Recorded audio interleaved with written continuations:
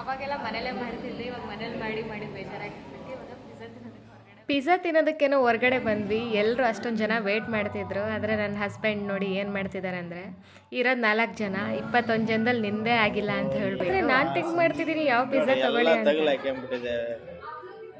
ನನಗೆ ಬೇಜಾರಾಗುತ್ತೆ. ಹೋಗಿ 21 ಜನದಲ್ಲಿ ನಿಂದೆ ಆಗಿಲ್ಲ ಅಂದ್ರೆ ಹೆಂಗೆ? ಬೇರೆದೆಲ್ಲ ಆಗಿದೆ ಅಂದಮೇಲೆ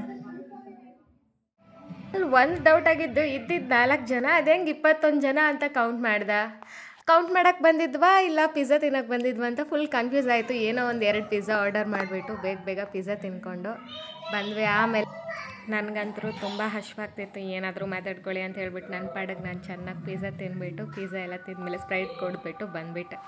ಆಮೇಲೆ ಹೇಳ್ದೆ, ನೀನು ಇಲ್ಲೇ ಕೌಂಟ್ ಮಾಡ್ಕೊಂಡು ನಿಂತ್ಕೊ, ನಾನು ಮನೆಗೆ ಹೋಗ್ತೀನಿ ಅಂತ. ಲೈಫಲ್ಲಿ ಒಂದು ಆರ್ಡರ್ ಮಾಡಿ